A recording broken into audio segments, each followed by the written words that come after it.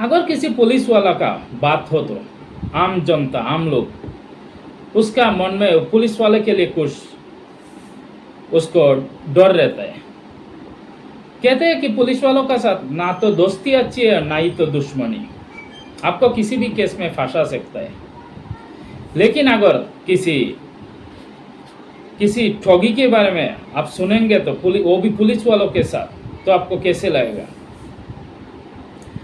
एक जो ठग होता है वो पुलिस वालों को ना कि ठगता है, बल्कि 10 पुलिस महिला सिपाही के साथ यौन संबंध भी बनाता है, उससे पैसे हटता है। कहते हैं कि एक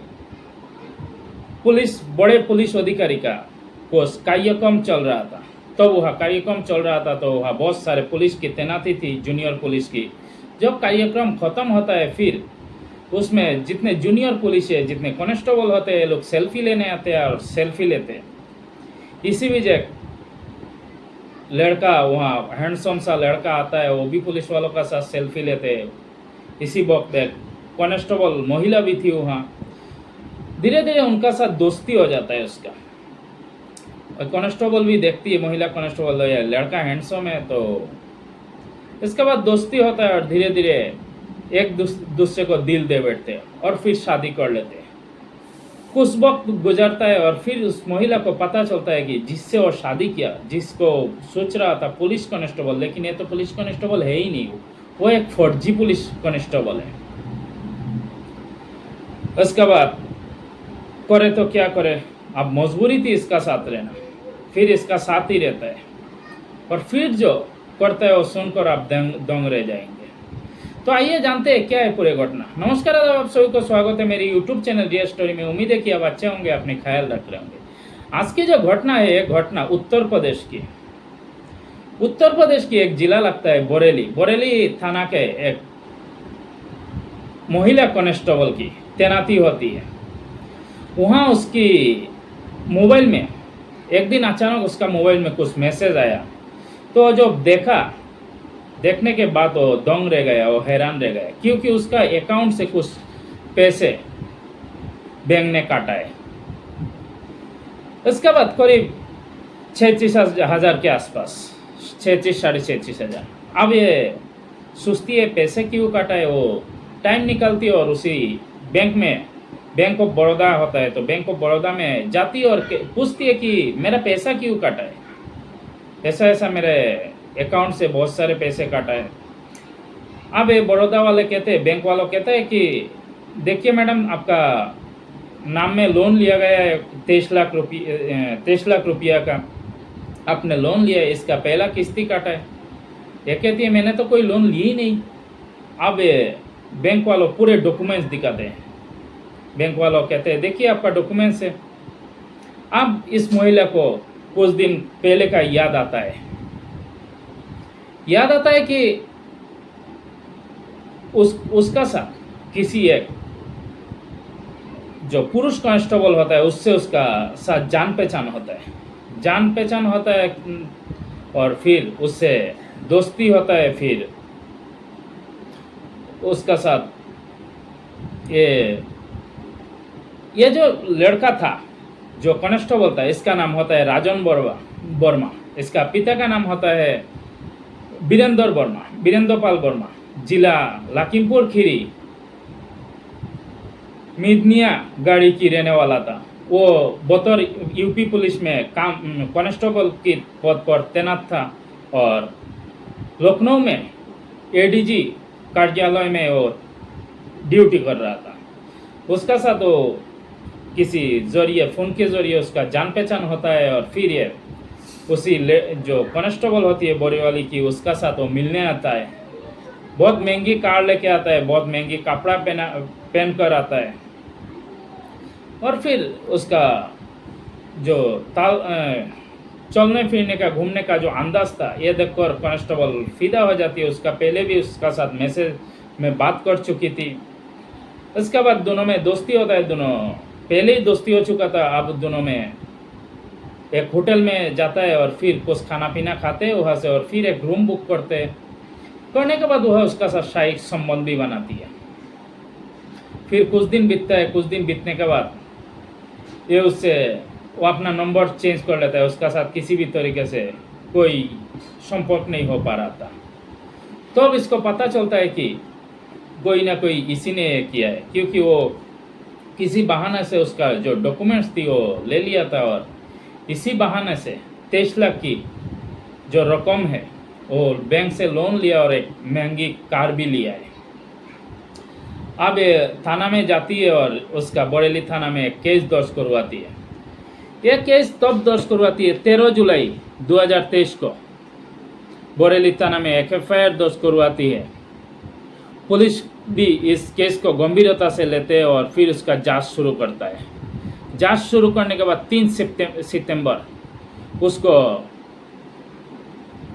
सैटेलाइट एरिया, बरेली की एक जगह होता है सैटेलाइट एरिया, बस स्टैंड से उसको पकड़ लिया जाता है। और उसका बाद जब उसको पूछताछ करते हैं तो पता चलता है, वो जो कहानी बताता है सुनकर आप हैरान रह जाएंगे। कहता है कि वो करीब आज से 5 साल पहले इसने पेठा का बिजनेस करता था, साथ में कुछ मिठाई वगैरह का बिजनेस करता था। उसको गांव में कुछ मिनी फैक्ट्री भी लगा चुका था।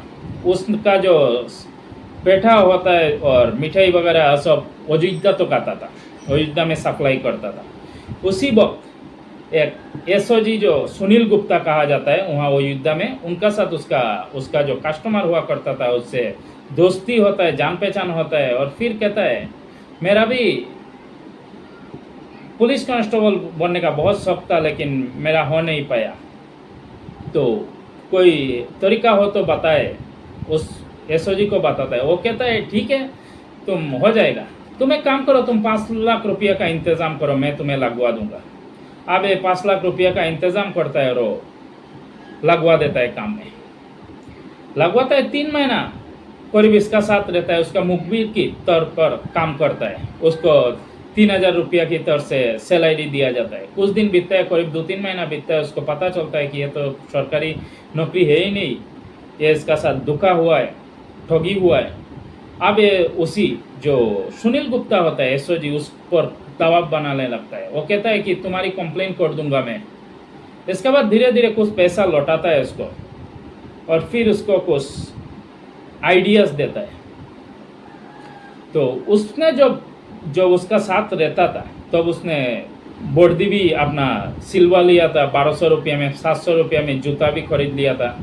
तो ये सब इसका अच्छा लगने लगा था। अब धीरे धीरे क्या करता है, उस वक्त कोरोना का काल भी ख़त्म हुआ था, तो क्या करता है वो वहाँ से सीधा मुरादाबाद चला जाता है। मुरादाबाद जाकर उसने वहाँ ड्यूटी करना शुरू कर देता है। उस वक्त मास्क टक्स पहना हुआ रहता था, लोग मास्क पहन के चलना पड़ता था। तो वो क्या करता है, वो वहाँ जाकर उसने वर्दी पहन कर ऐसे ड्यूटी करने लगता है। जब भी कोई बिना मास्क से जाता है उस पर 2 डंडा भी लगाता है, उनसे जुर्माना वसूलता है, जुर्माना लगाता है और उससे पैसा वसूलता है।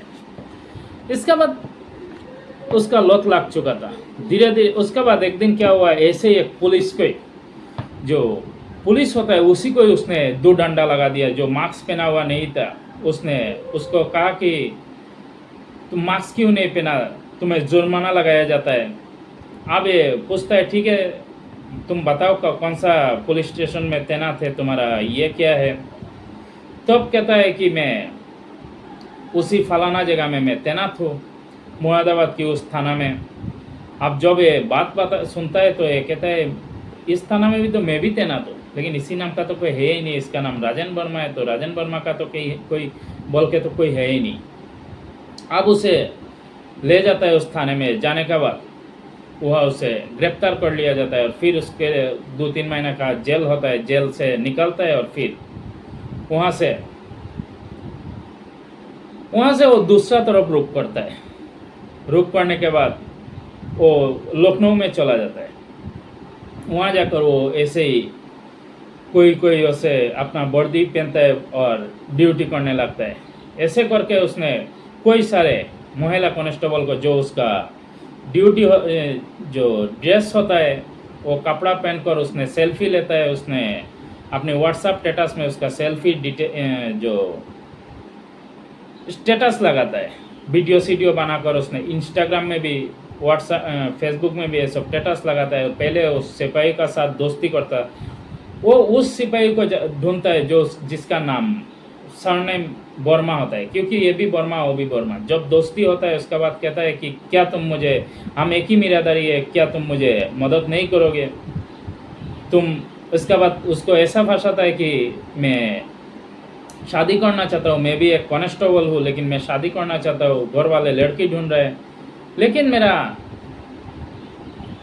तुम्हें पता है कि दूसरे लड़की आके कहाँ मेरा साथ ऐसे ये कर पाएगा। मैं ऐसा ही लड़की ढूंढता हूँ जो मेरा काम से वाकिफ़ हो, जो मेरा काम से बजाय जानता है। तो इसके लिए आप लोग ऐसे काम में है तो आप लोग जानते हैं कैसे ड्यूटी होता है, क्या होता है, तो इसीलिए मैं ऐसा ही लड़की ढूंढता हूँ।